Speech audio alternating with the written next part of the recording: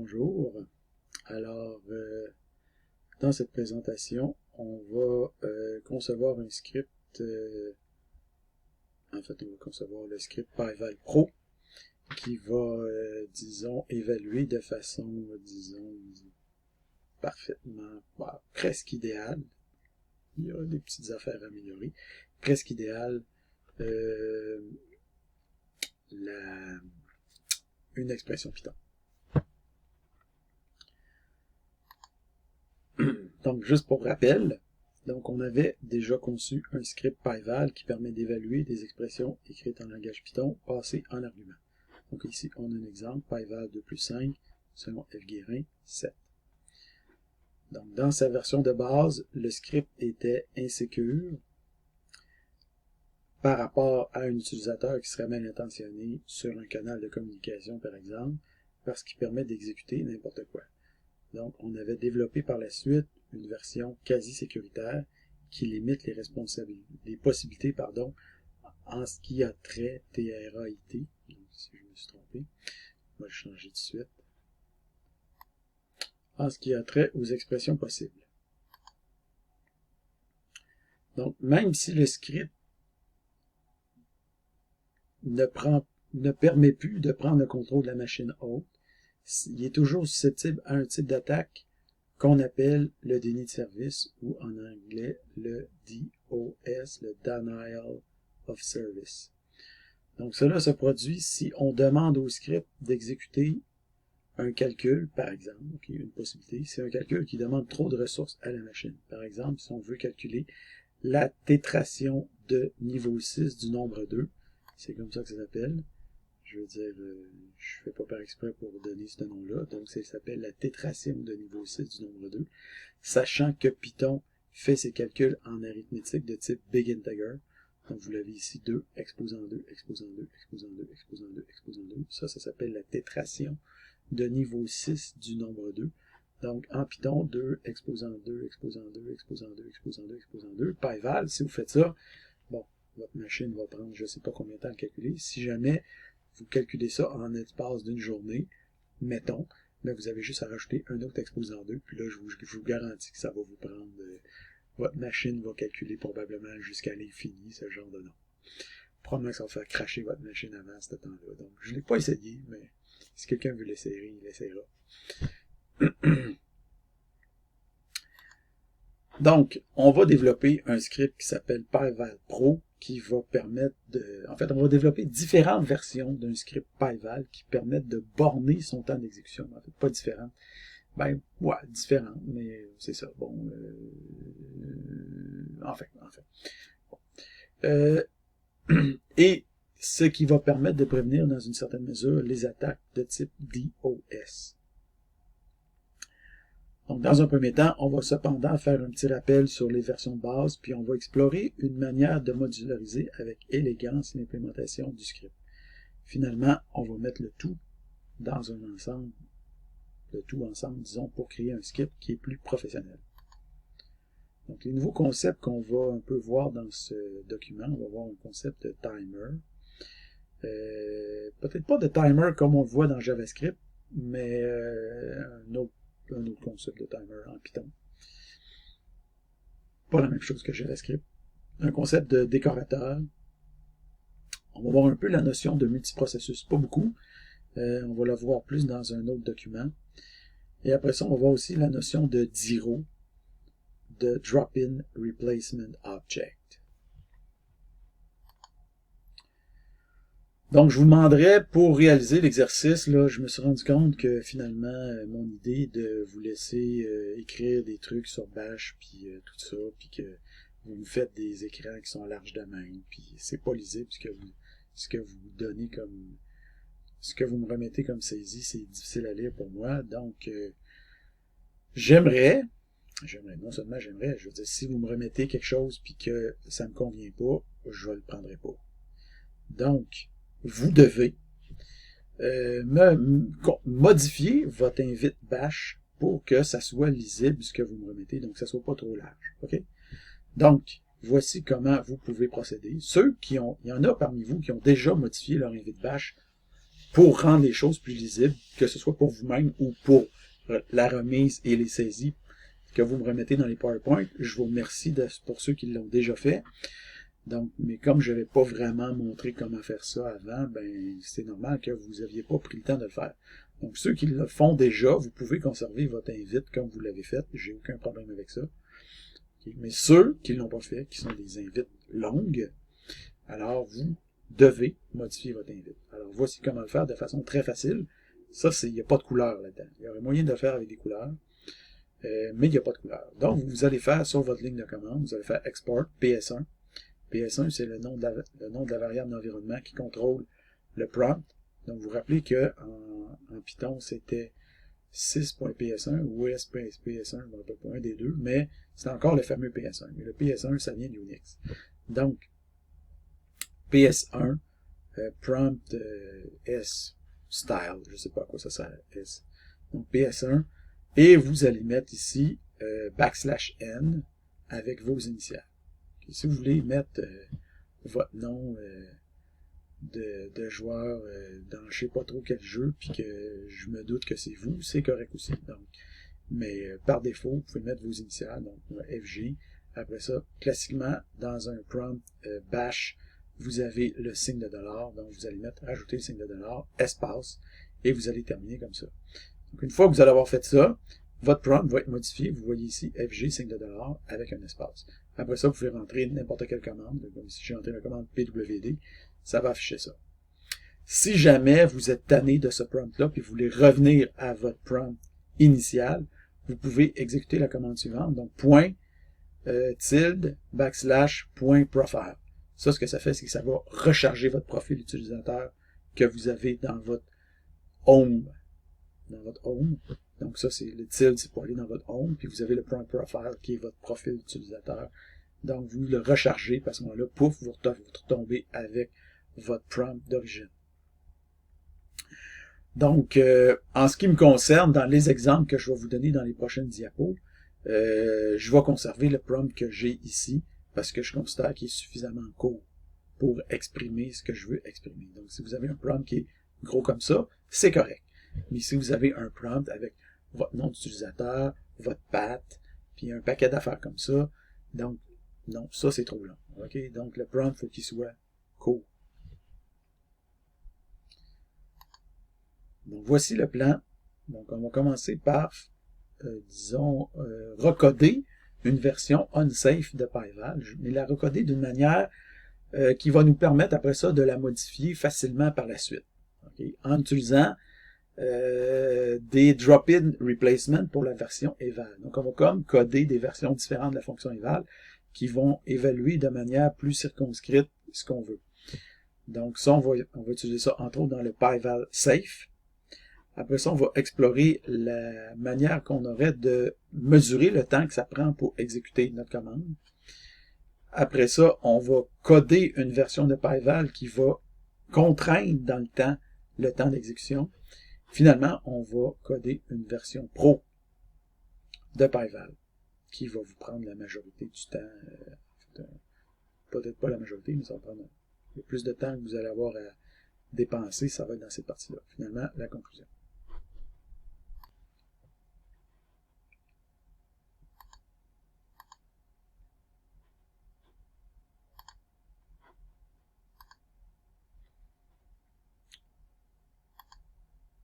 Donc, vous allez coder un script qui s'appelle PyVal unsafe.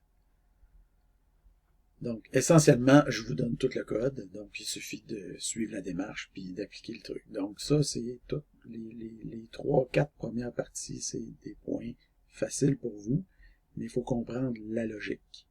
Parce que la dernière partie va s'appuyer sur la logique que vous allez développer au départ. Donc, on va d'abord se définir une fonction xexit.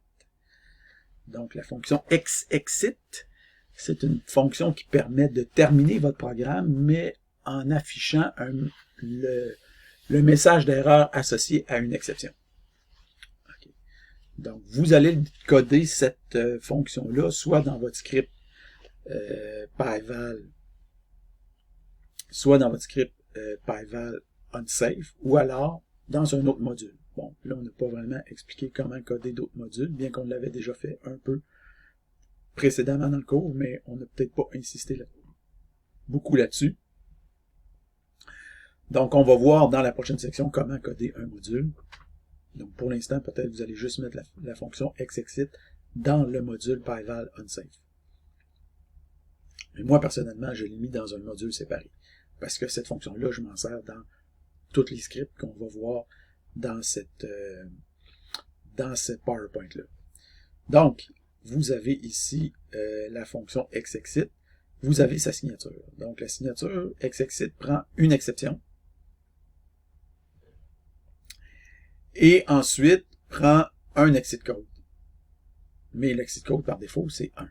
Xexit termine le programme, donc c'est comme la fonction exit, mais ça permet de terminer avec une exception. Donc, xexit, vous avez une exception. Base exception, pourquoi on dit base exception? Quand on dit en langage, en programmation objet, okay, quand on donne un type, comme par exemple base exception, ça veut dire qu'on accepte n'importe quel type d'exception. On n'accepte pas juste des base exceptions, on accepte des index errors, on accepte des timeout errors, on accepte des keyboard interrupts, on accepte des exit errors, on accepte des value errors, on accepte des file input-output error, on accepte n'importe quel type d'exception possible et imaginable. Donc, base exception, ça accepte n'importe quel type d'exception.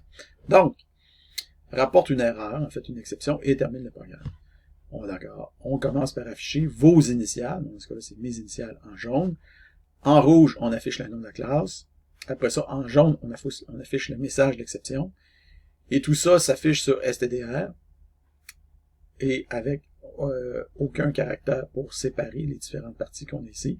Finalement, on termine le programme avec 6.exit et l'exit code qu'on a passé ici en argument, qui par défaut est 1. En passant à cette fonction-là, en Python, on peut dire que cette fonction-là est une fonction qu'on appelle no-return. Une fonction no-return, c'est une fonction qui retourne jamais. Donc, si vous avez une fonction qui termine le programme, c'est parce que c'est une fonction no-return. Si vous avez une fonction qui lève une exception à tout coup, c'est une fonction no-return. Donc, une fonction no-return, c'est une fonction qui ne retourne pas, n'aura pas de retour. Quand on appelle cette fonction-là, on le sait que ça se termine là. Ça se termine là. Ça peut lever une exception ou ça peut terminer le programme. Donc ça s'appelle des fonctions no-return. Pour indiquer que c'est une fonction no-return, il faut absolument faire un import ici, donc from typing, import no-return. Donc tout ça, les trucs de typing, tout ça, ça vient de Python 3.5. Avant ça, ça n'existait pas. Moi, je considère que ajouter des types, c'est une bonne chose dans les langages de programmation, y compris en Python. C'est pour ça que je le fais, mais sans nécessairement être trop stiff dans le typage que je donne à mes fonctions en Python. Okay? Parce qu'il faut quand même conserver une certaine liberté, là, parce que le Python, justement, est un langage dynamique, donc c'est le fun aussi que ça soit dynamique dans l'utilisation, mais c'est bien de prévenir l'utilisateur c'est quoi qu'on s'attend de recevoir. Donc, quand on voit quelque chose comme ça, on le sait c'est quoi qu'on veut. On veut un base exception ici, en tout cas, n'importe quelle exception ici, et on veut un entier ici. Donc, ça nous dit c'est quoi que la fonction s'attend de recevoir. Puis ça nous dit ce qui va se passer au retour. Donc, ça, c'est une fonction no return. On le sait c'est quoi. Donc, ensuite de ça, on va définir notre fonction main. Donc, on a ici from math import étoile avec le dièse no QA. Donc, no QA, je ne sais pas si ça veut dire no quality. No QA, je ne sais pas ce que ça veut dire. Mais de toute façon, l'important là-dedans, c'est que quand vous mettez un petit dièse comme ça avec no QA, ce que PyCharm va faire, c'est que PyCharm et d'autres analyseurs, d'autres linters, comme PyLint, je crois, mais bon, je le dis sous toute réserve, ce qui va se passer dans un cas comme ça, c'est que le message d'erreur ou le message, l'avertissement que vous donnerait PyCharm pour la ligne 12 va être tout simplement ignoré. Donc, c'est sûr que si vous me remettez un code puis il y a des no QA partout, ben, vous êtes en train de me remettre de la scrap. Mais des fois, c'est nécessaire de mettre ça. Comme par exemple ici, quand on fait un format import étoile, en fait, les fonctions mathématiques vont être importantes dans notre fonction d'évaluation qu'on a ici à la ligne 18. Mais PyCharm n'est pas capable de s'en rendre compte qu'on importe math pour pouvoir l'utiliser dans eval. Parce qu'il n'y a aucune fonction mathématique qui est utilisée dans notre code. Donc, c'est normal. PyCharm nous dit, hey, t'importes le module mathématique, mais tu n'utilises aucune fonction mathématique. Allume! OK. Mais en réalité, il n'a pas compris que nous autres, c'est pas nous autres qui s'en sert, c'est eval qui s'en sert. Donc, c'est pour ça que là, on a le droit de tricher dans ce cas-là. OK. On a le droit de tricher parce que c'est pour une bonne raison. Donc ici, on triche pour une bonne raison, et voici le code. Ça, c'est le même code que celui que vous avez vu dans d'autres trucs que je vous ai présentés avant. La seule différence ici, c'est qu'on appelle notre fonction execute. Donc, aussitôt qu'il y a une exception qui se produit, on l'attrape. Donc, except base exception as x. On attrape l'exception dans x, puis après ça, on affiche l'exception avec la fonction execute. Évidemment, plus loin, en bas dans votre script, vous devez appeler la fonction main. Okay, mais là, je ne vous rentre pas dans tous ces détails-là. Je veux dire, là, vous avez quand même une certaine expérience de ce que c'est qu'un script Python rendu ici dans le cours, je l'espère. Donc, je ne présente pas nécessairement tous les détails. Okay, même chose ici, vous allez avoir un 6.argv, ça veut dire que ça va vous prendre un import 6. Mais je ne vous dis pas que ça prend un import 6 parce que vous êtes supposé faire ça automatiquement. OK? Bon, là, vous allez ensuite de ça vérifier le fonctionnement de pyval unsafe. Donc, comme on voit ici, pyval unsafe, 2 plus pi, ça fonctionne. 2 plus trump, ça nous dit que trump n'est pas défini. Après ça, open file.read. Si on exécute ça, ben ça nous dit qu'effectivement, notre script est effectivement unsafe ou insécuritaire. Donc, non sécuritaire, parce que ici, on voit que ça va afficher le contenu du fichier. Donc, ça nous permet d'aller retirer le contenu du fichier avec cette instruction-là. Évidemment, c'est plus long que ça. Donc, vous allez vérifier ici le fonctionnement du script. Et vous allez versionner.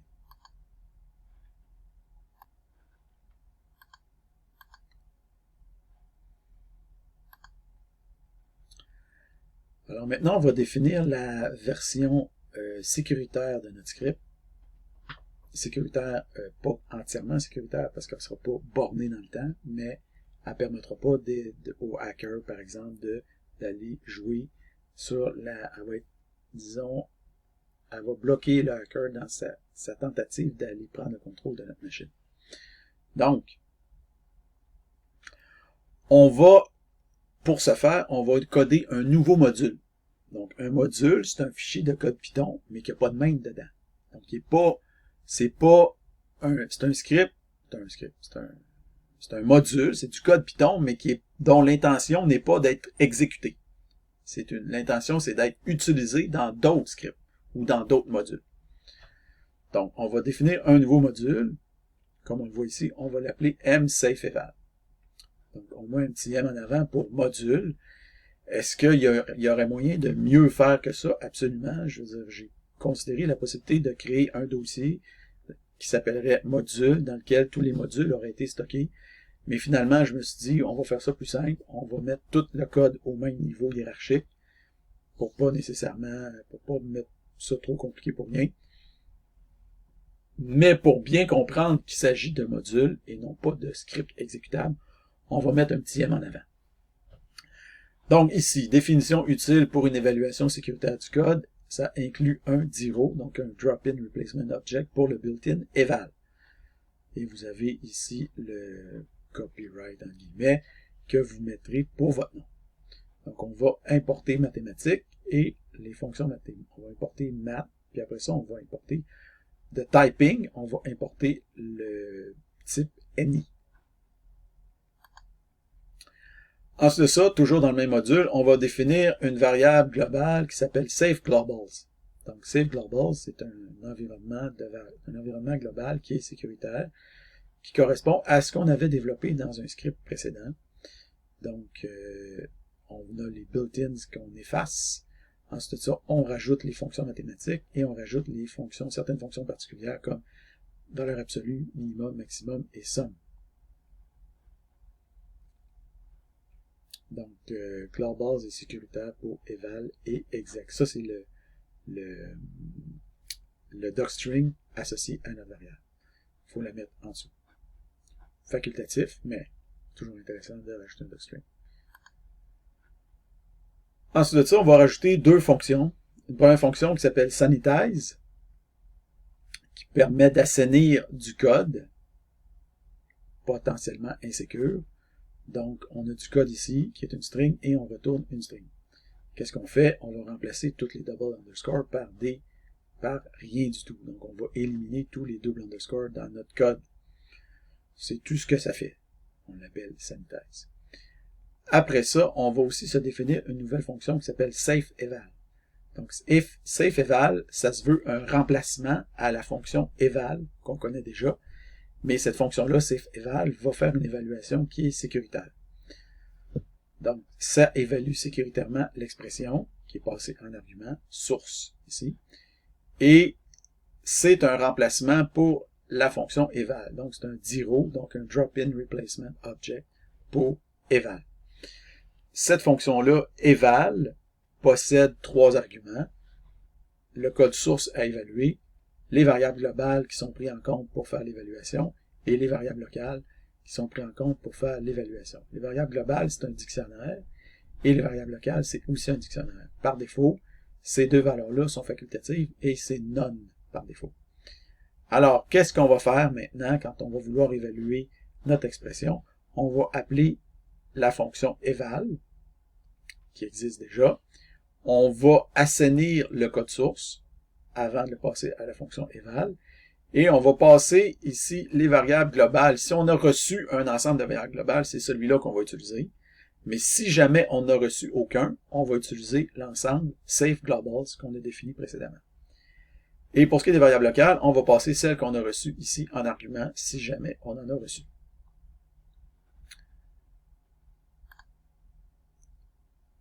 Donc ici, juste pour expliquer c'est quoi un DIRO. Donc un DIRO, en général, si on veut créer un DIRO pour quelque chose, c'est... Donc ici c'est marqué on objet, c'est un objet. Donc il va falloir que je corrige ça. Je vais corriger tout de suite. Donc, en général, un DIRO doit fournir les mêmes fonctionnalités que l'objet qu'il veut remplacer et éventuellement plus de fonctionnalités parce que souvent, on veut remplacer quelque chose par une amélioration de quelque chose. Donc, on ne remplacera pas quelque chose d'extraordinaire par quelque chose de poche. Okay? On essaye de remplacer quelque chose qui n'est pas parfait par quelque chose qui est peut-être un peu plus ou un peu moins imparfait, parce que dans la vie, il n'y a rien de parfait. Donc, le but, c'est un DIRO en général, c'est quelque chose qu'on peut substituer mot pour mot. Donc, on remplace une chose par une autre, puis normalement, c'est plug and play. Donc, ça marche direct là, avec à peu près aucune modification. Okay. Donc, ce mot-là est utilisé, en informatique, mais il est utilisé aussi en électronique, puis des choses comme ça. Donc, c'est pas juste en informatique qu'on utilise ce mot-là. Donc, pour ce qui est d'une fonction, pour qu'on ait un DIRO, il faut que la signature soit identique, ou alors un peu plus étoffée dans le cas du Python, parce qu'on peut ajouter des arguments supplémentaires si on veut en Python, en même temps que ce soit des arguments nommés, ce qu'on appelle des keyword arguments. Donc, on voit ici que notre fonction, ça c'est la fonction eval, built-in, ça c'est la fonction safeEval qu'on a définie dans notre module safeEval. Donc, on a un argument source, un argument global, un argument local, nous autres aussi, donc ça nous prend les mêmes noms d'arguments dans le même ordre pour que ça soit un DIRO. Donc, on a source, global, local. Cependant, on a une signature ici qui est un peu plus compliquée que ce que moi j'ai utilisé ici. J'aurais pu utiliser la même signature que ce que vous voyez ici, mais je l'ai pas fait pour pas trop vous mélanger dans tout ça. Là. Donc, si vous voyez ici union, string, bytes, code type, je veux pas rentrer dans ces petites affaires-là. Okay? Mais c'est juste pour vous dire que dans la vie, des fois, quand on fouille un peu dans un langage de programmation, surtout des langages comme ça, qui sont dynamiquement typés, Il y a beaucoup de types, qui c'est des types qu'on appelle des union types.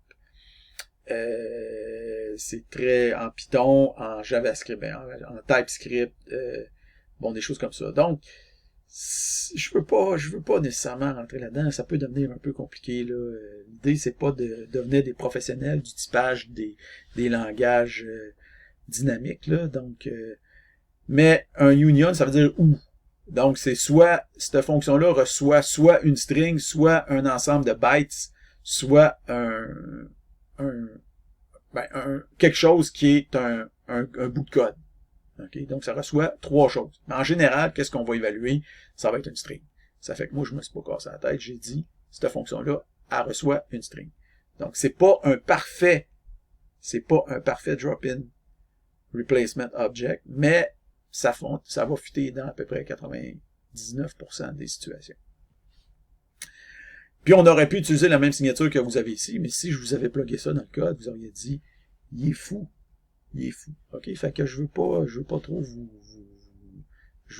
l'important, c'est pas de se compliquer la vie ici, là, c'est de faire simple. OK?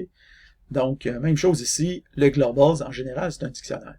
Donc, vous voyez que lui, qu'est-ce qu'il met comme signature? Il met optional, oui, parce que optional, pourquoi optional? Ça veut dire que c'est optionnel. OK? On n'est pas obligé de fournir cet argument-là. Donc, si on regarde ici, on a globals égale none. Ça veut dire qu'on peut ne rien fournir comme argument, puis à ce moment-là, ça va prendre la valeur none. Mais en termes de typage, ben, on obtient quelque chose d'un dictionnaire optionnel. Okay, donc ici, qu'est-ce qu'on a en Python? Dans la signature officielle de la méthode eval, on a un dictionnaire, mais un dictionnaire qui est d'un type particulier, qui est du type string vers quelque chose, n'importe quoi. Okay, donc encore une fois, on n'est pas rentré dans ce détail-là de dire que c'est un dictionnaire qui est du type string vers quelque chose. Okay? Donc le but, c'est pas de compliquer les affaires ici, c'est de simplifier. Donc, un dictionnaire optionnel, puis la même chose ici, pour Holocaust, c'est un dictionnaire optionnel, puis vous voyez que dans la signature officielle, c'est un mapping. Donc, un dictionnaire, c'est une sorte de mapping, mais il y aurait possiblement d'autres mappings possibles. Donc, la signature ici est un peu plus large dans ce qui concerne eval. Et dans les deux cas, on retourne any, ça veut dire que quand on évalue quelque chose, si j'évalue, puis ça donne un entier, ça va retourner un entier.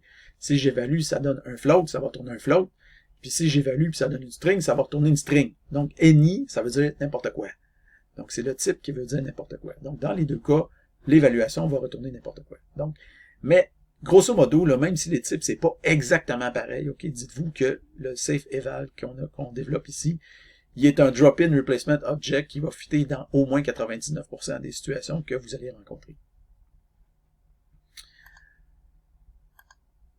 Donc, ça nous amène à coder un script qui va s'appeler pyvalsafe. Donc, pyvalsafe, c'est quoi? Pyvalsafe, c'est essentiellement un copier-coller de pyvalunsafe.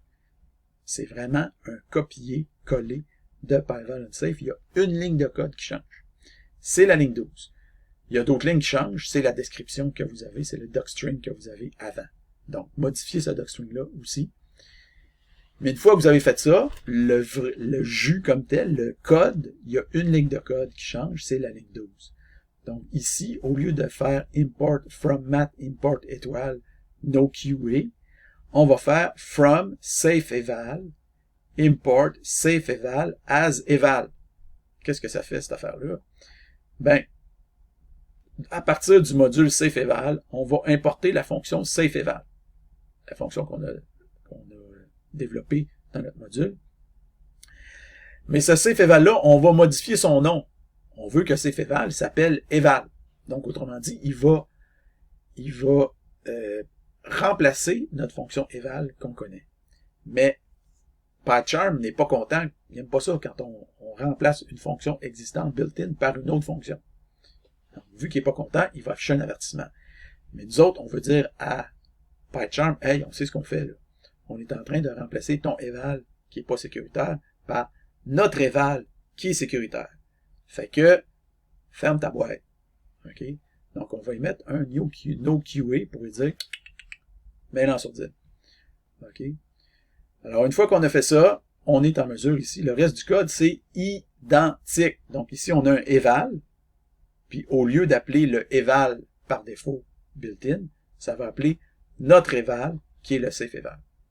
Donc, l'évaluation va être sécuritaire. Donc, le PyEval safe va être sécuritaire. En passant, vous voyez ici que le eval, il est en blanc au lieu d'être disons, c'est quoi ça? Une espèce de violet mauve, là. Donc, il est en blanc au lieu d'être en mauve. Pourquoi? Parce que on a masqué la fonction eval built-in. Donc, vu qu'on l'a masqué, il nous met le eval ici en blanc parce que ça correspond à du code qui n'est pas built-in. Okay? Quand c'est built-in, c'est en mauve. Donc, une fois que vous avez fait ça, vous allez tester le fonctionnement. Donc, on peut le tester comme ceci. On voit que notre script, ça ici, ça ne fonctionnera pas parce que ça veut dire que la fonction open n'est pas définie. Après ça, ça va nous dire que faire n'est pas défini. Et après ça, si on fait un cfeval de 2 plus pi, ça va marcher. Donc, vous allez faire une saisie pour démontrer le bon fonctionnement. Et finalement, vous allez versionner.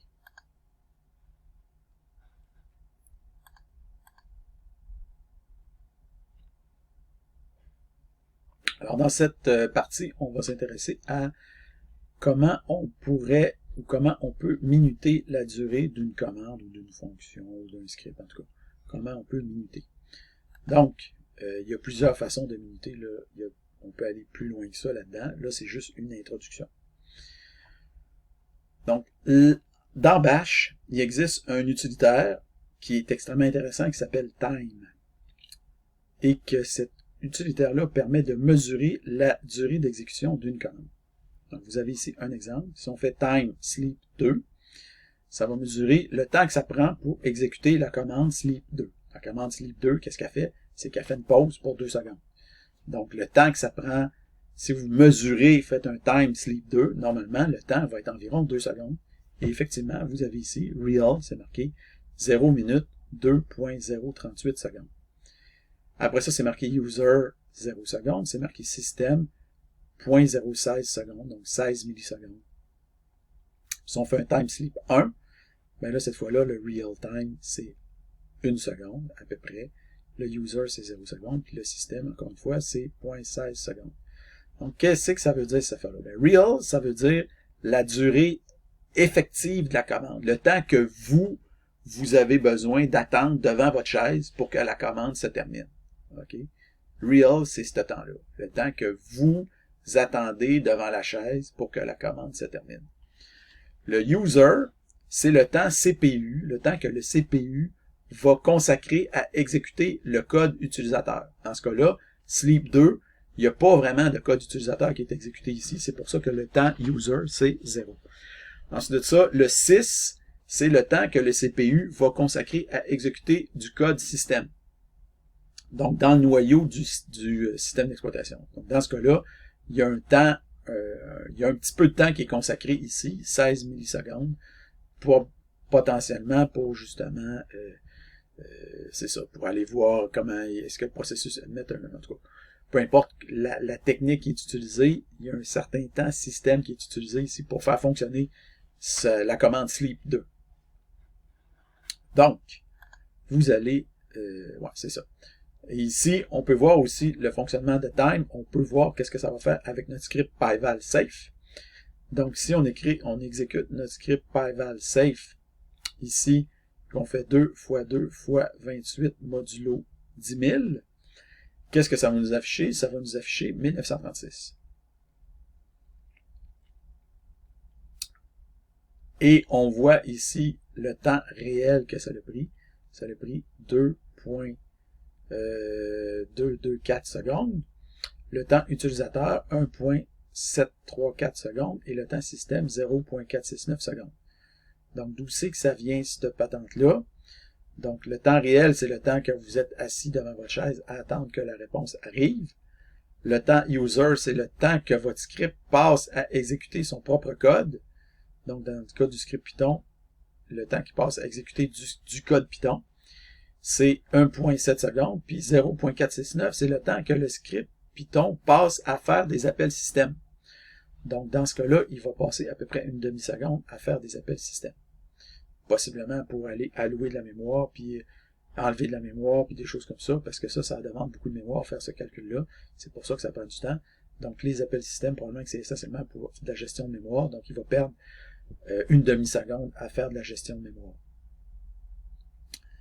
Et aussi, si vous exécutez à la place de 28, si vous faites 280, ben là, vous allez lancer votre calcul qui peut prendre un temps qui va être considérable. Alors, moi, ce que je vous demande de faire, c'est de faire cette exécution-là, mais au bout de au moins 10 secondes, vous devez interrompre votre calcul en faisant CTRL-C. OK, donc quand vous allez faire CTRL-C, vous allez avoir ce qu'on appelle un Keyboard Interrupt en Python. Et à ce moment-là, le temps va être calculé. À ce moment-là, le temps va être calculé par la commande time. Donc, vous allez avoir ici 12 secondes, par exemple. Donc, il faut que ça donne 10 et plus. Okay? Si c'est en bas de 10, recommencez. Donc, il faut que ça donne 10 et plus. Donc, vous devez attendre au moins 10 secondes avant de faire le Keyboard Interrupt. Après ça, vous avez le temps utilisateur, donc le temps qui est passé, que votre code Python passe à faire ses calculs, et le temps qui est passé, que votre script passe à faire des appels système. Donc, ça, c'est vraisemblablement, encore une fois, comme je vous ai dit, de la gestion de la mémoire. Donc, 3.203 secondes. On voit quand même qu'il y a beaucoup de temps système qui est utilisé. Et si vous faites la somme des deux, donc 9 plus 3, ça donne 12, puis 4 plus 2, ça donne 6. Donc, le temps user plus le temps système ne donne pas tout à fait le temps réel. OK, il existe, on va voir, ça se peut des fois le temps user plus système va donner plus que le temps réel. Si ça arrive, ça veut dire que votre programme est en train de rouler sur plusieurs cœurs en même temps. Donc, si ça roule sur plusieurs cœurs en même temps, votre temps user plus système va dépasser votre temps réel. Donc, vous allez faire ici une saisie comme à la diapo précédente pour démontrer le bon fonctionnement. Maintenant, dans Windows, si vous voulez minuter le temps, c'est un petit peu plus compliqué. Donc là, je vais me descendre la vignette. Donc, dans Windows, c'est un petit peu plus compliqué. Puis, il faut passer absolument par PowerShell. Donc, on pourrait éventuellement se définir un script PowerShell qui permettrait de faire la chose. Mais là, on n'a pas défini de script PowerShell qui permet de faire la chose. Donc, ce qu'il faut faire, c'est rentrer la commande PowerShell au complet qui vous permet de timer l'exécution de votre script. Donc, la commande PowerShell au complet est très longue, comme vous voyez ici. C'est toute cette patente-là. OK, donc c'est un peu long. Donc, vu que c'est long, on va utiliser le backtick ici pour passer à la ligne suivante. Donc, vous utilisez un backtick, Enter, vous tombez à la ligne suivante, puis là, vous entrez la commande. Donc, Measure Command. OK, donc ça, c'est pour mesurer le temps. Donc, il y a plusieurs mesures qui sont faites. Donc, si jamais vous faites Measure Command, vous ne mettez pas point total seconds. Vous allez voir qu'il y a plusieurs mesures qui vont apparaître. Fait que nous, on ne veut pas toutes ces mesures-là, on veut juste le nombre total de secondes que ça prend pour l'exécution. Après ça, on fait un PyValSafe 2 × 2 × 28 modulo 1000. Et ça devrait donner, bien entendu, le même résultat que précédemment, donc 1936. Et on veut récupérer la sortie de ça, donc on fait un pipe vers out default. Et après ça, on récupère c'est-à-dire ça nous fournit, measure command, ça nous fournit un objet qui possède plusieurs données à l'intérieur, puis on va chercher l'une de ces données-là, qui est le temps total en secondes. Donc, on fait point total seconds, et ça va nous afficher ici le nombre total de temps. Donc, ça, c'est la sortie du programme, selon Fred Guérin, 1936. On voit qu'il n'y a pas de couleur, parce que le out default ici, le pipe va enlever la couleur. Et c'est le module Colorama, il fait ça automatiquement. Dès qu'il y a une redirection, il enlève la couleur.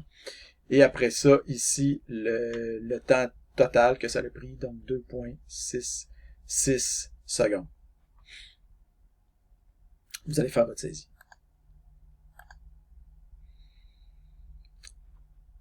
Et finalement, il y a moyen de concevoir un script qui permet de calculer sa propre durée d'exécution. Donc, on voit ici comment on peut faire ça. Donc, ça, c'est le même script un peu qu'avant, mais on en rajoute deux choses.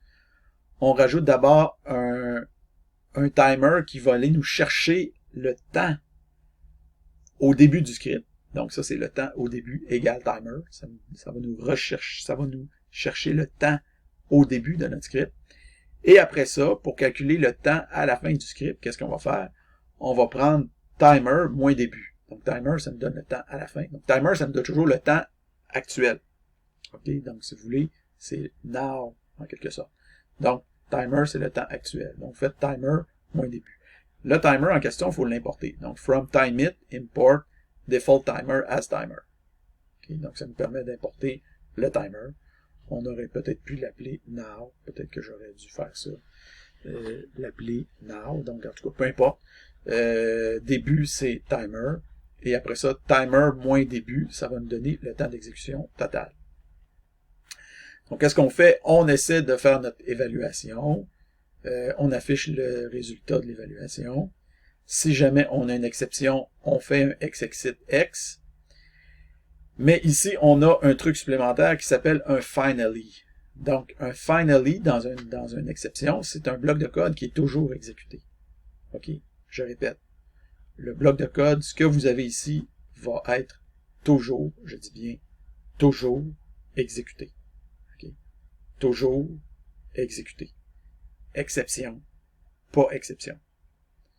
Okay? Donc, vous avez ici, ce qu'on a ici, c'est qu'en tout temps, ça va être exécuté. Donc, en tout temps, on va afficher le temps que ça nous a pris pour exécuter le script. Peu importe ce qui se passe. Donc, même ici, si vous avez le xexit x, puis après ça, vous avez 6.exit. OK? Vous avez 6.exit. Ben, 6.exit va quand même faire en sorte que vous allez faire un finally. OK? Donc, le finally est toujours exécuté. Si on avait mis ce code-là ici, après le début, puis on met ça ici, ben, le code, le temps d'exécution n'aurait pas été affiché si il y avait eu une exception. Mais nous, on veut que ça s'affiche exception, pas exception. Donc ici, on a un exemple.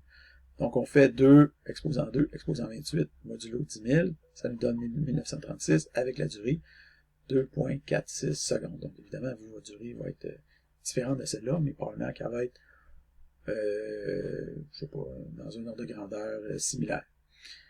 Après ça, ici, on fait un même chose, pyval timenet 2 x 2 x 280 modulo 10 000. Et vous allez faire un keyboard interrupt en faisant CTRL-C. Après un certain temps, bon, attendez quand même quelques secondes avant de le faire, et on va voir la durée qui va s'afficher, 14 points. Dans mon cas, j'ai attendu presque 15 secondes avant de le faire. Donc, 14 secondes, ici, qui s'est affiché. Donc, qu'il y ait une interruption, une exception, ou qu'il n'y ait pas d'exception, la durée va toujours s'afficher, à cause du bloc finally.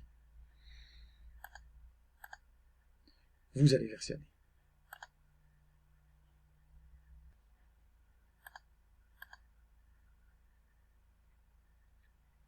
Alors, dans cette partie-là, on va voir comment on peut limiter la durée d'exécution d'une fonction et, ce faisant, d'un script. Donc ici, notre objectif, c'est de coder une version qui va limiter dans le temps la fonction eval. Donc, comme souvent en Python, comme ça arrive souvent en Python, il existe, la plupart du temps, déjà quelqu'un, quelque part, qui a codé exactement ce qu'on recherche. Okay, donc, il suffit de le trouver. Mais, je dirais, dans 95% des cas, il y a quelqu'un quelque part qui a déjà eu besoin de ce dont vous avez besoin et qui l'a déjà codé. Donc, il faut le trouver. Donc, c'est le cas ici. Donc, dans notre cas, c'est un module que vous voyez ici qu'on va utiliser. En fait, il y a même plus qu'une version. Il y en a d'autres. Il y a 2, 3 versions de ce truc-là. Donc, il faut l'installer sous Windows et sous Linux pour que ça soit utilisable dans les deux contextes. Donc, ce qu'on veut, c'est le Rapti Timeout Decorator. C'est ça qu'on veut installer. Okay. Donc, si vous faites un pip search wrapped, donc on voit qu'il y a deux trucs ici qui s'affichent. Et nous, celui-là qu'on veut, c'est celui-là. On veut que lui soit installé. Donc, moi, c'est marqué install parce que je l'ai déjà installé. Mais vous, probablement que ça ne sera pas écrit install. Donc, vous devez installer. Donc, vous devez faire pip install Rapti Timeout Decorator. Avec possiblement user, sauf si vous avez une invite de commande qui a les droits d'utilisateur. Les droits d'utilisateur, les droits d'administrateur, pardon. Alors, on va se définir maintenant un nouveau module qui va s'appeler mTimeoutEval. Donc, c'est dans ce module-là, on va définir une version minutée et sécuritaire de la fonction built-in eval comme étant un drop-in replacement object, encore une fois. Donc, on veut importer any des typing. On veut aussi importer notre module qu'on vient d'installer. Wrapty Timeout Decorator. On va importer l'objet ou fonction, en tout cas, vous allez plus loin. On va importer timeout. Après ça, on va aussi importer le safeEval qu'on a déjà défini dans le module safeEval. Donc, notre module timeoutEval utilise notre module safeEval. On a le droit. C'est tout à fait légal. Et on va se définir un délai en secondes par défaut qui est de 1 seconde. Donc, ici, on a un docstring pour ça, donc le délai par défaut pour l'évaluation.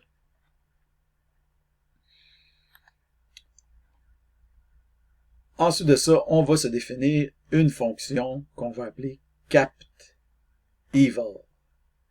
Pas evil pas dans le sens de evil, dans le sens de méchant, mais non, eval. En tout cas, peu importe, évaluation capée, ou limitée, si on veut, ou bornée dans le temps. OK, donc bornée dans le temps. Donc captEval, c'est une évaluation qui est bornée dans le temps. Donc, on a toujours nos 3 paramètres de la fonction eval. Source, qui est une string, globals, qui est un dictionnaire, locals, qui est un dictionnaire facultatif. Et on a une 4e variable qu'on a le droit d'ajouter si on veut, qui est facultative elle aussi, qui s'appelle safe, pour déterminer si on veut faire une évaluation sécuritaire ou non de notre string. Alors, ici, dans ce cas-là, c'est ça retourne any, donc ça retourne n'importe quoi, un peu comme tantôt. Par défaut, l'évaluation est sécuritaire, donc il faudrait faire safe égale false pour que l'évaluation ne soit pas sécuritaire.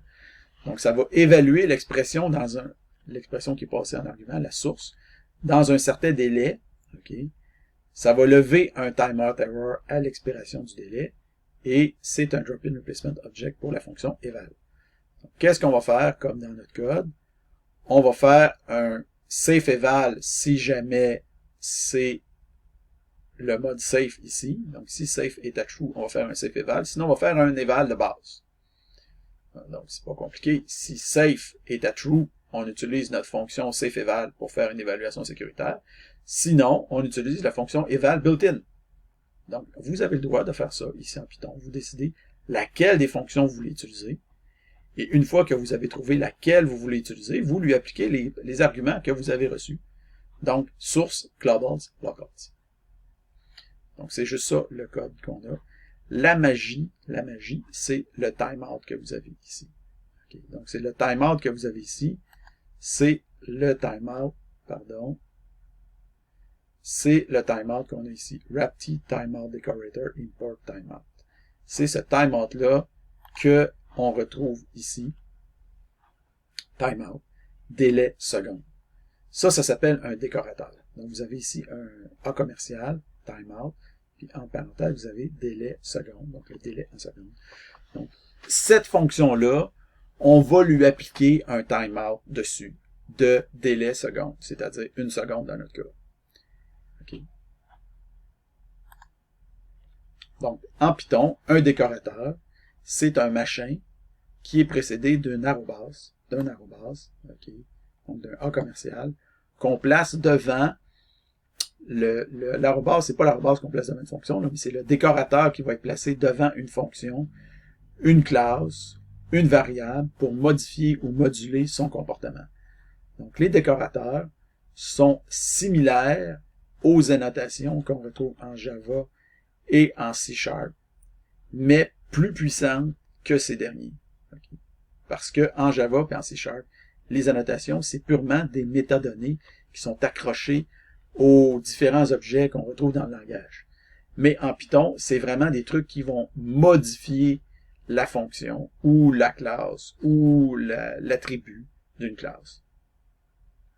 Donc, c'est vraiment des modificateurs.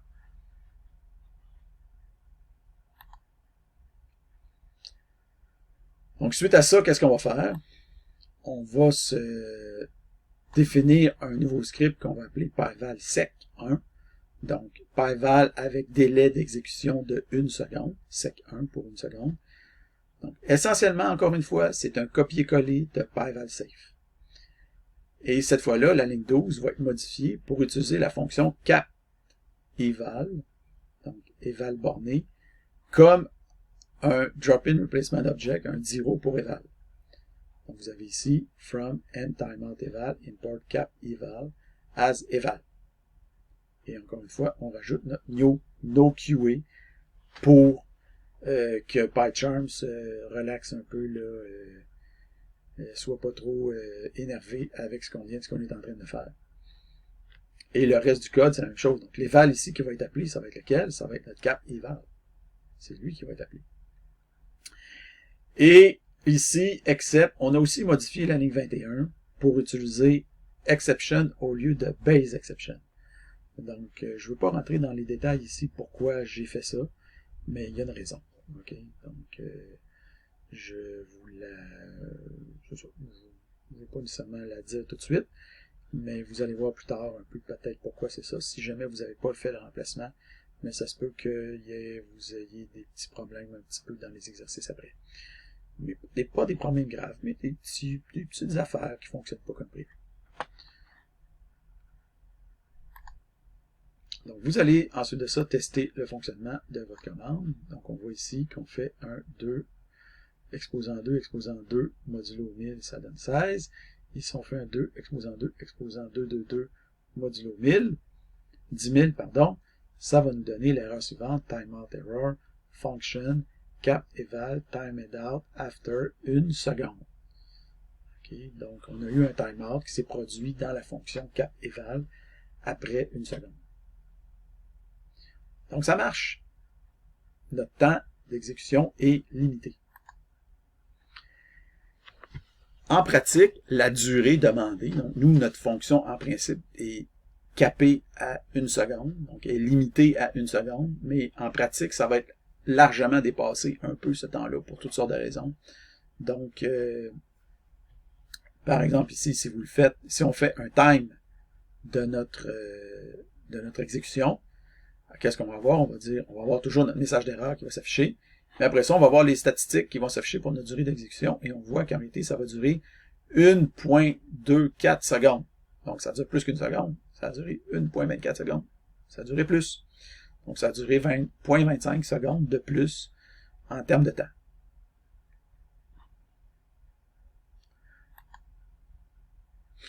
Il y a moyen de fournir un message d'erreur personnalisé à la fonction xexit. On va voir comment faire ça. Donc ici, qu'est-ce qu'on va faire, par exemple, pour afficher un message d'erreur personnalisé pour le timeout? Okay, supposons qu'on ne veut pas ce message-là. Timeout error, function, cap eval, timed out after 1 seconde. Okay, donc, oui, on pourrait le laisser comme ça, mais généralement, si vous donnez ce genre de message-là à un utilisateur, il ne comprendra pas trop c'est quoi qui est en train de se passer. Donc, nous, on veut que l'utilisateur comprenne c'est quoi qui est en train de se passer. Donc, on va tout simplement afficher un message différent. On va faire un xexit, mais cette fois-là, au lieu de le faire avec le timeout error qu'on a reçu comme exception, on va créer une nouvelle exception, puis on va la passer à notre gestionnaire xexit. Okay? Notre rapporteur xexit. Donc, à xexit, on va y passer une nouvelle exception timeout error, puis on va changer son message. Le délai d'exécution est dépassé. Donc, si on fait ça juste dans le cas d'un timeout error, dans les autres cas, on affiche l'exception comme avant. Okay, c'est important de les mettre dans cet ordre-là. Okay, parce que si vous mettez except exception avant de mettre ça, lui, il va ramasser toutes les exceptions. Parce que except exception, ça ramasse quasiment tout. Tandis que except timeout error, ça va ramasser juste les timeout error. Donc, nous, c'est ça qu'on veut. On veut ramasser juste les timeout error. Puis quand c'est un timeout error, on veut modifier son message d'erreur, comme on voit ici. Donc, cette fois-là, quand on va afficher le message d'erreur, on va voir ici, bon, là, on a toujours notre affichage standard. Ici, on va voir notre message d'erreur sur mesure. Le délai d'exécution est dépassé. Vous allez faire une saisie. Ensuite de ça, la durée variable. Donc, notre fonction cap-eval doit effectuer son calcul dans un délai de délai seconde. Okay? Donc, ça a ses avantages et ses inconvénients, mais là, le délai seconde, on ne peut pas le modifier. Il est figé. Il est fixé dans le ciment. C'est 1 seconde. Okay. Est-ce que ce serait pas intéressant d'avoir une fonction qui nous permet d'évaluer avec une durée variable? Pas toujours 1 seconde. Oui, ça serait intéressant. Et on peut le faire comme la manière que vous voyez ici, dans le code. Donc ça, vous allez l'ajouter dans mTimeoutEval. Donc vous allez, qu'est-ce qu'on fait? On se définit une fonction mTimeoutEval qui est aussi un 0 pour eval. Puis cette fois-là, on a notre source, on a notre globase, on a notre locals, on a notre save pour dire si on veut avoir une évaluation sécuritaire ou non. Et on a un dernier argument qui est le délai en secondes de la durée d'exécution de notre fonction. Et ça, c'est un float. Et par défaut, c'est le délai seconde qu'on a défini précédemment, qui est 1 seconde. Donc, qu'est-ce qu'on va faire? Ici, on a notre docstring. Et qu'est-ce qu'on va faire? On va tout simplement appeler notre fonction cap-eval. On va l'appeler, mais on va y passer ici un argument spécial qui s'appelle decTimeout égale délai seconde. Donc, vous vous demandez peut-être decTimeout, comment ça se fait que ce truc-là va permettre de modifier la durée d'exécution? Parce que si on regarde notre fonction cap-eval,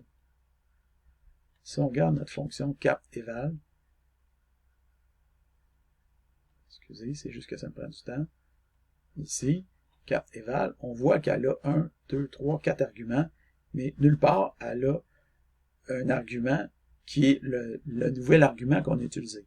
Pourquoi on peut utiliser cet argument-là? On peut utiliser cet argument additionnel-là parce que le décorateur a modifié un peu la fonction. Donc, comme je vous dis, un décorateur, ça peut modifier des choses. Donc, le décorateur a modifié la fonction, évidemment pour lui mettre un délai, et une autre modification qu'il a faite, c'est qu'il a rajouté certains arguments pour moduler le fonctionnement du délai en question. Donc, un de ces arguments-là, qui permet de moduler le délai en question, c'est l'argument ici decTimeout. Donc, nous, cet argument-là, là, on l'utilise, puis on lui dit délai seconde. Donc, où j'ai pris ça, decTimeout, j'ai pris ça sur la documentation en ligne du timeout, ici, du décorateur timeout. C'est là que j'ai pris ça comme information. Donc, ça nous permet de moduler la durée d'exécution. Donc, à partir de là, vous allez vous définir un script qui s'appelle pyvalsec2, qui permet d'exécuter sécuritairement une expression Python dans un délai de 2 secondes. Pas 1 seconde, mais 2 secondes. Donc, pyvalsec2 permet d'exécuter dans un délai de 2 secondes. Donc, on voit ici que si on exécute 2 exposant 2 fois 222, ça va donner 888. Et si on fait 2 exposant 222, ça va nous dire le délai de 2 secondes est dépassé. Et on va voir ici le temps avec un time. On va voir le temps ici qui va s'afficher, donc 2.4 secondes, 1.60, etc. Bon, OK. Vous allez faire une saisie de fonctionnement de pyvalsec2 et vous allez versionner sur Git.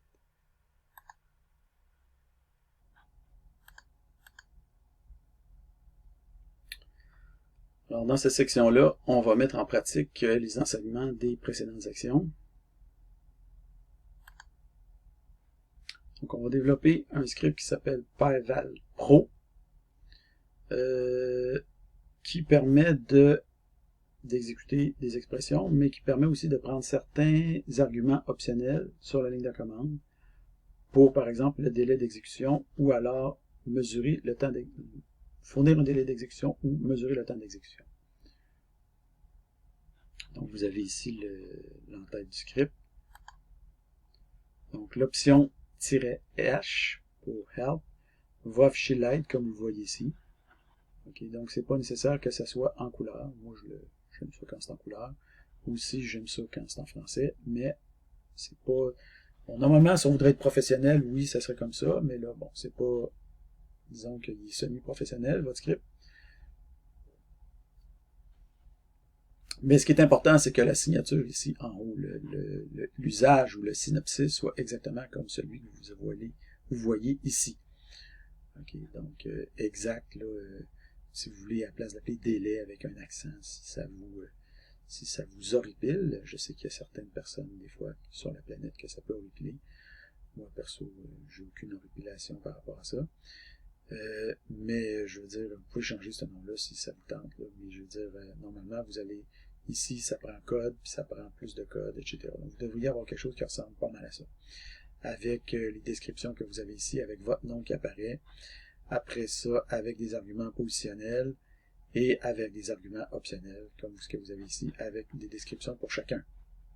Et la possibilité d'utiliser des options courtes ou des options longues. Comme on le voit ici, on a une option D pour fournir un délai d'exécution et on a une option M pour minuter la durée d'exécution. Donc, vous allez afficher votre aide ici. Ensuite de ça, on s'attend, d'après, comme on peut le voir ici dans le synopsis de la commande, ça nous prend au moins un bout de code à évaluer. S'il n'y a pas rien à évaluer, on a une erreur. Donc ici, si on appelle notre script et qu'on fournit rien, ça nous donne un message d'erreur. Donc le message d'erreur ici apparaît en rouge, mais en ce qui vous concerne, il n'est pas obligé d'apparaître en rouge. Donc c'est facultatif. Donc erreur, les arguments suivants sont requis, code. Donc ça prend absolument un bout de code à évaluer. Donc le fonctionnement de base, la commande accepte un nombre quelconque d'arguments. Donc ici vous voyez pro, pi, plus pi, plus pi, il n'y a pas de guillemets ou quoi que ce soit. Donc si vous êtes obligé de mettre des guillemets pour que ça fonctionne, c'est parce que votre script n'est pas correctement codé. Okay? Donc pas besoin de mettre de guillemets. Pi, espace, plus, espace, pi, espace, plus, espace, pi. Ça, il faut que ça marche. Ensuite de ça, les options de sécurité sont disponibles. Donc, par exemple, si on essaie d'appeler la fonction eval, ça nous dit que ça ne marche pas. Si on essaie d'afficher le file, ça ne marche pas non plus. Il y a un délai de 2 secondes par défaut. Donc, si on essaie d'exécuter 2, exposant 222, ça va nous afficher un timeout. Le délai d'exécution de 2 secondes est écoulé. Et vu que ça a été timé, on voit que le real time, c'est un peu plus, c'est environ 2 secondes et demie. L'option M permet de minuter la durée d'exécution. Donc, quand l'option M est utilisée, la durée d'exécution s'affiche qu'il y ait ou non une exception. Donc, par exemple, ici, on voit 2 fois 2 fois 2 exposant 2 fois 222, ça nous donne 888, comme on le voit ici. Ça nous donne la 288 et ça nous donne une durée relativement courte. Par contre, si on fait 2 exposant 222, là, ça va nous donner une erreur avec le délai d'exécution de 2 secondes est écoulé et une durée qui nous donne le temps d'exécution ici, 2 secondes. Bon, si vous trouvez ici que c'est un petit peu plus court que ce que vous avez ici, c'est possible. C'est possible pour plusieurs raisons. Une première raison, c'est que ça se peut qu'ici, le script Python, avant de s'initialiser, perde un certain temps, puis en se terminant, perd un certain temps. Donc, probablement que la durée d'exécution est légèrement plus élevée que ce que vous avez ici dans l'affichage. En fait, j'aurais dû faire un time pour montrer que c'est ça qui se passe. Peut-être que je pourrais faire ça. En tout cas, on va laisser faire. Puis une autre raison, c'est que la commande time elle-même doit rajouter un certain overhead. En fait, je pense que je vais valider tout de suite cette affaire-là. Je vais vérifier sur mon ordi. Donc, je reprends. J'ai refait une saisie, cette fois-là, avec la fonction time pour vous montrer un peu ce qui peut se passer. Donc, on voit ici que si on demande un délai d'exécution de...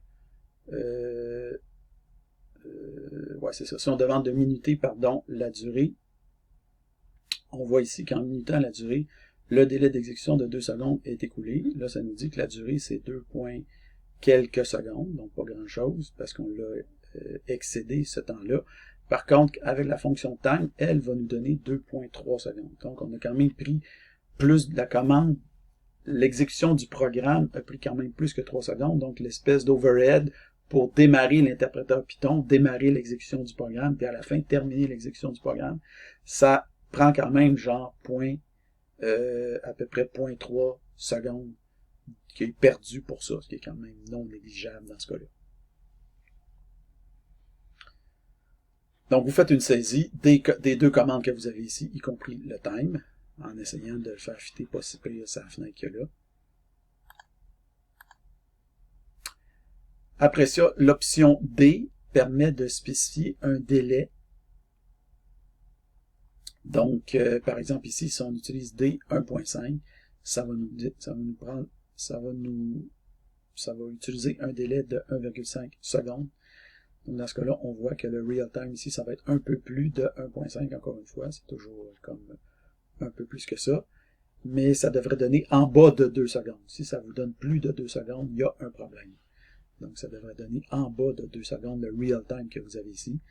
Donc, vous allez faire une saisie. En passant ici, le seconde s'affiche toujours avec un S. Donc, si on faisait un programme totalement professionnel, il ne faudrait pas qu'il y ait ce genre d'erreur-là. Mais là, on est dans un programme quasi professionnel. Donc, le S s'affiche toujours. On met tout un S. Donc, que ça soit 0.1 seconde, il va y avoir un S quand même. Ensuite de ça, il faut que le délai fourni soit supérieur à 0. Donc, on a par exemple ici, si on fournit un délai de -1, ça nous affiche un message d'erreur, en fait une exception de type value error. Le délai doit être supérieur à 0. Si on prend un délai de 0, ça affiche le même message. Si par contre on prend un délai de 0,1 ou 0.1, le délai va être accepté. Et cette fois-là, on va avoir un timeout error. Le délai de 0.1 seconde est écoulé. Vous faites votre saisie. Le délai aussi doit être au maximum de 5 secondes. Donc, si on utilise un délai de 5.1 secondes, ça ne marchera pas. On va avoir un value error. Par contre, si on utilise un délai de 5 précis, ça va fonctionner. Donc, on va avoir un timeout quand le délai d'exécution va dépasser 5 secondes.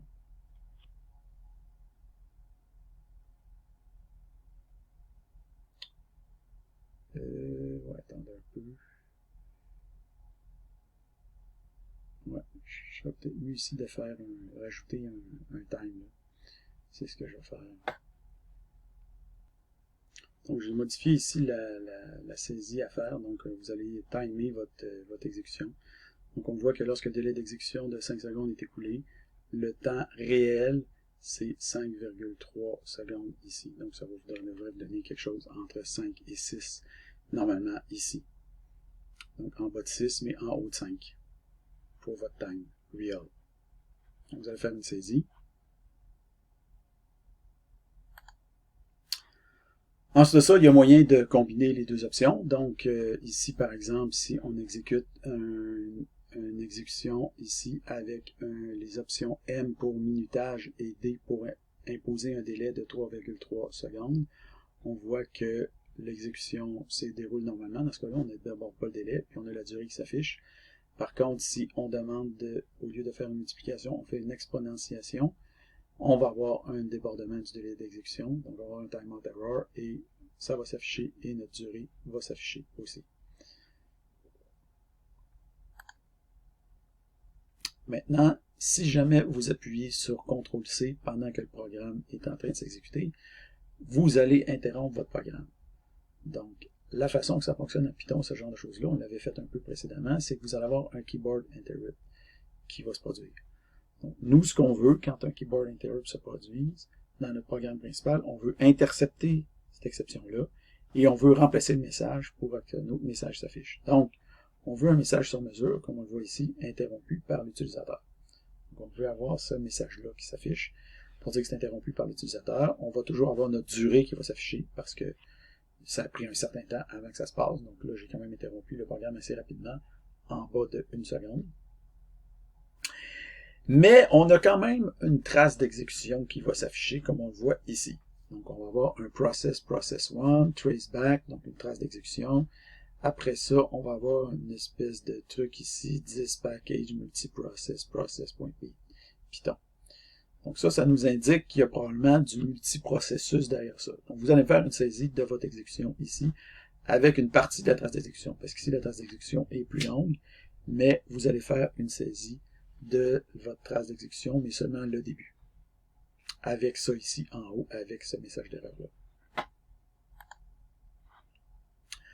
Donc, multiprocessus. D'où c'est que ça vient, cette affaire-là? Donc, dans un programme, la seule manière de pouvoir limiter dans le temps la durée d'exécution d'un bout de code quelconque, qui n'est pas coopératif, donc qui peut être coopératif, mais disons qu'il n'est pas écrit pour être coopératif. Donc, le bout de code est écrit, mais sans savoir qu'il est contrôlé. Donc, nous, c'est ça, notre code, le code qui est passé à notre script Python, on veut l'exécuter. Hein? Mais ce code-là, on ne sait pas c'est quoi qu'il y a dedans. Donc, on l'exécute, mais on veut le contrôler. On veut lancer l'exécution de ce code-là, mais si jamais le code prend trop de temps à s'exécuter, on veut carrément le tuer en langage informatique ou en langage de système d'exploitation. On veut tuer l'exécution de ce code-là. Donc, la seule façon de pouvoir faire ça, c'est de lancer l'exécution dans un processus distinct. Il n'y a aucune autre façon dans les systèmes d'exploitation d'arriver à ce résultat-là. Il existe ce qui s'appelle du multithreading, mais le multithreading ne peut pas faire ça. Vous ne pouvez pas tuer un thread. Okay? Vous pouvez demander à un thread vous pouvez demander à un thread, voudrais-tu gentiment te tuer? Puis si le thread accepte, il va le faire. Mais vous ne pouvez pas forcer un thread à crever. Donc, puis on n'a pas encore vu de toute façon le multithreading, mais là, on voit ce qu'on appelle on touche à ce qui s'appelle du multiprocessing, et on voit que on peut forcer un processus à crever ou à se tuer. On peut tuer un processus. Donc, la seule façon de faire ça, c'est d'utiliser ce qu'on appelle du multiprocessus, ou de la programmation multiprocessus.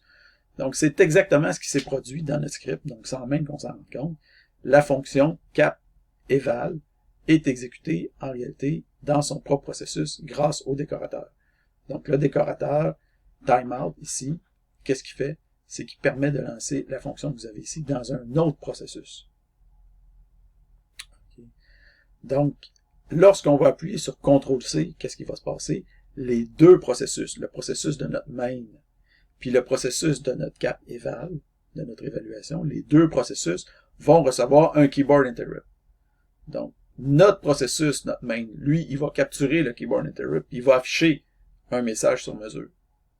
Mais l'autre processus, le processus créé par le décorateur timeout, lui, il interceptera pas le keyboard interrupt. Donc, la trace d'exécution va s'afficher. Okay. Il n'y a rien à faire, vous pouvez rien faire pour ça. Vous ne pouvez pas empêcher cette trace d'exécution-là de s'afficher. En fait, il y aurait des moyens, mais ça serait un petit peu compliqué. Okay. Donc, c'est ce qui explique ce que vous voyez. Donc, ce qui nous reste à faire, c'est de vérifier que le script fonctionne correctement dans Windows. Donc là, tout ce qu'on a fait, c'était dans Bash. Donc, on veut vérifier que ça fonctionne correctement dans Windows. Donc, pour vérifier ça, on va modifier notre prompt dans PowerShell. Donc, pour modifier le prompt dans PowerShell, vous allez faire ce que vous avez ici. Donc, ça, c'est la ligne de commande PowerShell.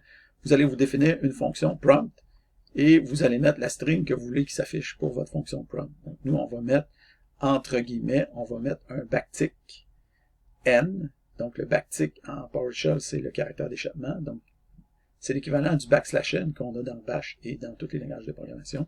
Ça veut dire qu'on veut un retour de ligne. Après ça, vous allez afficher power, parce qu'on veut savoir on veut comprendre qu'on est dans PowerShell puis qu'on n'est pas dans CMD. Donc, vous allez afficher power, puis après ça, vous allez mettre vos initiales. OK? Suivi d'un petit plus grand comme classique qu'on a comme prompt dans Windows. Donc, vous allez vous ramasser avec un prompt comme ceci. Ensuite de ça, vous allez vérifier le fonctionnement de votre script dans PowerShell. Donc, vous allez premièrement exécuter quelque chose de tout à fait bénin, comme pi exposant 2, pi au carré, ça va afficher le résultat. Après ça, on va afficher le délai d'exécution de 2 exposant 222. Là, vous allez avoir le délai d'exécution de 2 secondes est écoulé, parce que par défaut, le délai d'exécution, c'est 2 secondes. Donc, comme on n'a pas spécifié le délai, c'est 2 secondes, et on va voir la durée ici qui va s'afficher de 2 points quelques secondes. Ensuite ça, on va faire un autre affichage de délai d'exécution, mais cette fois avec pi exposant 2, exposant 922. Et cette fois-là, on n'aura pas un timeout error, on va avoir un overflow error. Alors, pourquoi un overflow error au lieu d'un timeout error dans ce cas-là? vous allez voir que la durée d'exécution aussi va être beaucoup plus courte. Alors, la réponse, c'est que quand vous êtes ici, vous faites 2, exposant 2, exposant 2, 2, 2, vous êtes en arithmétique big integer. Donc, vous pouvez avoir des nombres gros, comme vous voulez. Ici, quand on a un pi, c'est un float. Donc, tout le reste est en arithmétique point flottant. Donc, en arithmétique, I3E 754, 64 bits. Donc, votre nombre maximum, c'est E exposant 10 exposant 308 ou quelque chose comme ça, si ma mémoire est bonne. Donc, ça veut dire que dépasser ça, vous tombez en overflow. Donc, vous tombez en... Et, bon, dans ce cas-là, peut-être que Python aurait pu nous afficher l'infini, mais il faut croire que dans ce cas-là, il nous affiche tout simplement overflow.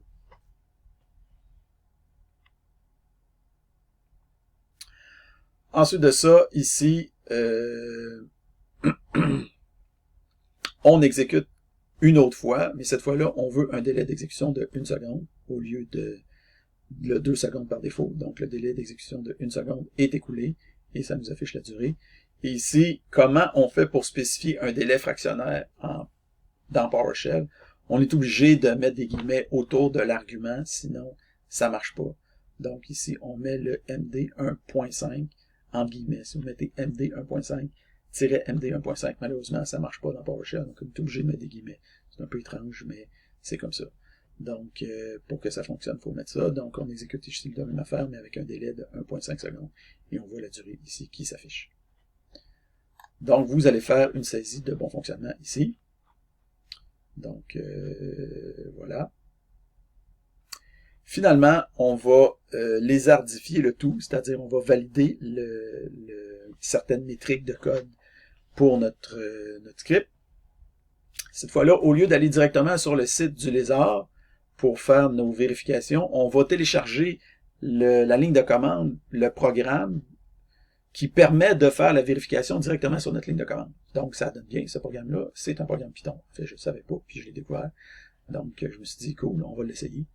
Donc, on va faire un sudo pip3 install lizard pour installer le programme en question sur votre ligne de commande bash.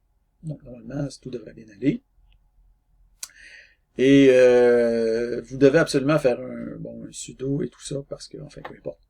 Donc, la commande lizard doit être accessible. Okay? Donc, ici, on voit que la commande lizard va être accessible. Donc, l'analyse avec le lizard, comment ça fonctionne? Donc, on va analyser avec le lizard. Vous allez exécuter la commande suivante. Lizard, vu qu'on l'a installé ici, ça installe, non seulement ça installe un module lizard qui peut être utilisé dans vos programmes, mais ça installe aussi une commande lizard qui peut être utilisée directement sur la ligne de commande. Donc, la commande lizard, donc, on va l'utiliser dans ce cas-là. On va dire que nous, on veut une complexité cyclomatique maximale de 10, donc -C10, c'est pour ça. Et on dit aussi qu'on veut mesurer, on veut qu'il fasse aussi le calcul pour le code qui est dans aucune fonction. Donc, on a besoin de l'extension outside pour ça.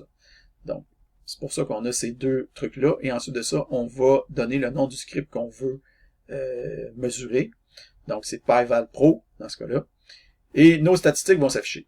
Donc, ça, c'est les statistiques pour mon programme. Okay? Puis, la ligne importante, en fait, les deux lignes importantes, c'est la ligne nlock pour le nombre, le non-commented line of codes. Donc, combien de lignes de code dans notre fonction.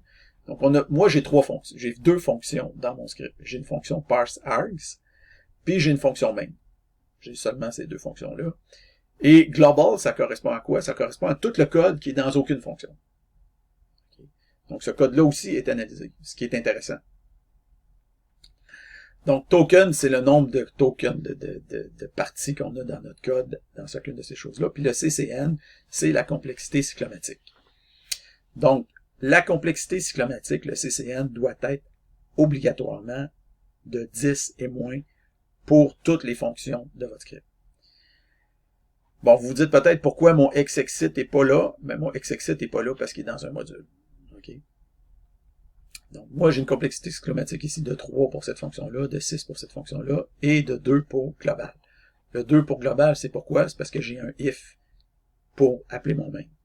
C'est pour ça que ça me donne une complexité cyclomatique de 2. Donc, vous devez aussi avoir une complexité cyclomatique de 2. Si votre complexité cyclomatique n'est pas 2, vous ne devez pas remettre le script. Okay? Vous devez vous arranger pour que votre complexité exclamatique soit de 2. Pour ce qui est du global que vous avez ici. On veut 2 ici, ici on veut 10 et moins. Nlock, idéalement, maximum de 20. Mais pas obligatoire. Maximum de 20, mais pas obligatoire. Vous allez m'afficher votre analyse, donc votre ligne de sortie. Votre commande ici, vous l'exécutez pour votre script et vous m'affichez votre sortie. Donc, bien entendu, vous allez avoir des chiffres différents des miens.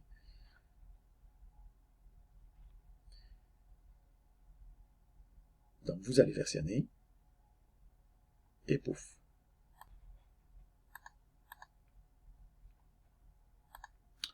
Alors, en conclusion, les concepts qu'on a abordés dans ce document-là, on a vu comment mettre des fonctions dans des modules externes, ce qui permet de réutiliser les fonctions dans plusieurs scripts distincts.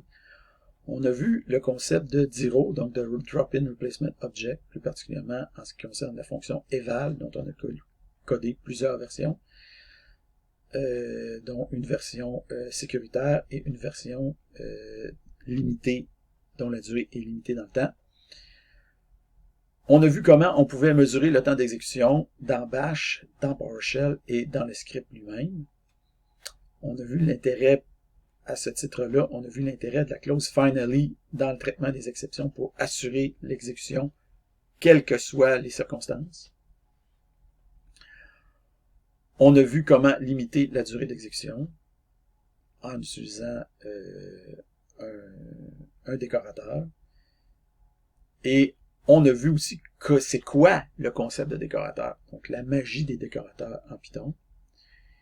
Finalement, on a touché un peu à c'est quoi la notion de multiprocessus et pourquoi qu'on a besoin d'utiliser ça, parce que justement, c'est pour pouvoir faire des kills, pour pouvoir mieux contrôler les exécutions. Et qu'est-ce qui se passe quand on fait une interruption clavier dans ce contexte-là.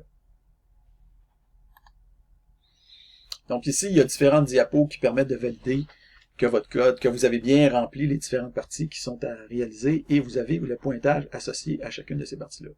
Donc pour cette partie-là, plus cette partie-là, ça vous donne 1 plus 1, 2 points.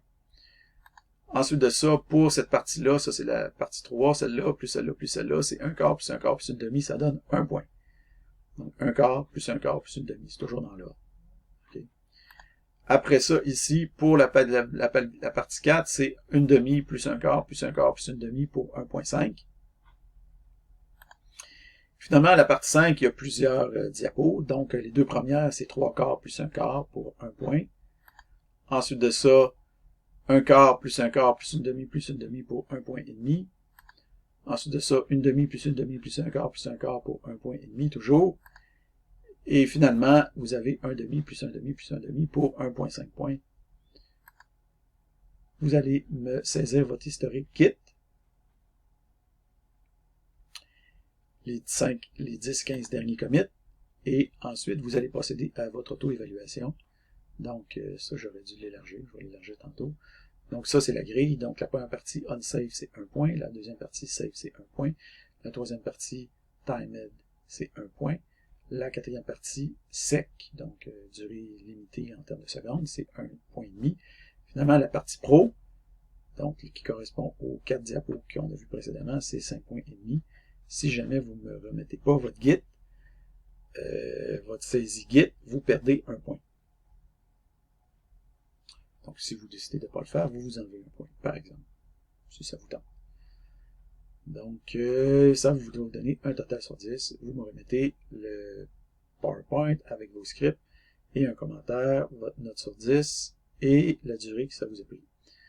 Donc, désolé que le vidéo que je suis en train de faire dure aussi longtemps. Je ne m'attendais pas à ça. Mais, bon, c'est ça. Voilà, parce qu'il y avait beaucoup de concepts à expliquer en même temps.